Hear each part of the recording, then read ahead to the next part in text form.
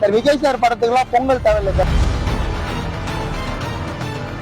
சென்சாருக்கு அந்த பைலான்னு ஒண்ணு இருக்கு, அந்த பைலா புக்கை படிச்சீங்கன்னா சென்சார் பக்கம் இருக்க நியாயங்களும் புரியும், தயாரிப்பாளர் பக்கம் நியாயங்களும் உங்களுக்கு புரியும். ஜனநாயகன் படத்தையும் அந்த முறையை கடைபிடிச்சிருக்கலாம். இந்நேரம் படம் திரைக்கு வந்துட்டு இருக்கும். ஒரு சாதாரணமா மொபைல்ல யாரோ செய்யற சில விஷயங்களுக்கும் மக்கள் ரசிகர் ஒரு ஹீரோ செய்யற விஷயத்துக்கும் இம்பாக்ட் ரொம்ப வேறுபடும் சார். ஒரு உச்ச நடிகர் வந்து ஒரு காட்சியில வந்து ஒரு ஜனநாயகன் படத்துல தணிக்கை குழுவோட நிலைப்பாடு என்னவா பார்க்க சார். இதுக்கு நான் திரௌபதி படத்திலே வந்து நான் இந்த தனிக்கு இப்ப வந்து இந்த ரிவைஸ் கமிட்டின்னு போட்டுருவாங்கல்ல சார். நான் திரௌபதி படம் எடுத்தப்ப என் படத்துக்கு மேல 19 கம்ப்ளைண்ட் சார். பாம்பே தான் இதுக்கு தலைமையாகும். பாம்பே ஆபீஸ்க்கு இங்க இருந்து ஒரு படத்துக்கு மேல கம்ப்ளைண்ட் போயிடுச்சுனாலே அவங்க ரிவைஸ் கமிட்டி போட்டுருவாங்க. ஏன்னா அந்த அவங்க கொடுத்த கம்ப்ளைண்ட்டுக்கு யாரா இருந்தாலும் சரி, ஒரு அமைப்போ இயக்கமோ கட்சியோ கம்ப்ளைண்ட் கொடுத்தா அந்த கம்ப்ளைண்ட்டுக்கு எதிராக கண்டிப்பா மறு தணிக்கை போடுவாங்க.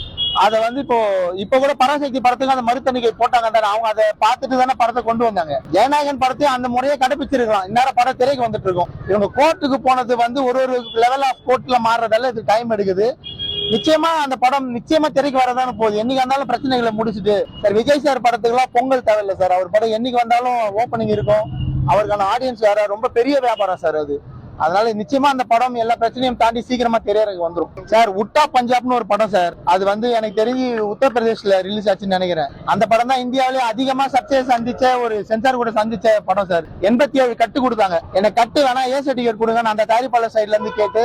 இது எல்லா மொழியிலுமே இருக்கு சார் இந்த தணிக்கை பிரச்சனை சார். தணிக்கை குழு ஏன் இப்படி பண்றாங்க? நிறைய பேரு நீ மொபைல்ல எல்லாமே வந்துருச்சு, அப்புறம் தணிக்கை குழு எதுக்கு அப்படிலாம் நிறைய பதிவுலாம் போடுறாங்க பாக்குறேன். ஒரு சாதாரணமா மொபைல்ல யாரோ செய்யற சில விஷயங்களுக்கும் மக்கள் ரசிகர் ஒரு ஹீரோ செய்யற விஷயத்துக்கும் இம்பாக்ட் ரொம்ப வேறுபடும் சார். ஒரு உச்ச நடிகர் வந்து ஒரு காட்சியில வந்து ஒரு விதமான முடி ஸ்டைல் வச்சுட்டு வந்தாருன்னா இமிடியேட்டா மக்கள் மத்தியில ஒரு பெரிய இம்பாக்ட் ஏற்படுத்தும். அதனால சென்சார் பண்றது சரிதான் சார், அது தப்புன்னு என்னால சொல்ல முடியாது. நமக்கு அதுக்கான கால அவகாசம் முன்னாடியே போயிடணும். 60 நாளுக்கு முன்னாடியே நம்ம சென்சார் அப்ளை பண்ணிடணும், நம்ம தயாராயிடணும். சென்சாருக்கு அந்த பைலான்னு ஒண்ணு இருக்கு, அந்த பைலா புக்கை படிச்சீங்கன்னா சென்சார் பக்கம் இருக்க நியாயங்களும் புரியும், தயாரிப்பாளர் பக்கம் நியாயங்களும் உங்களுக்கு புரியும்.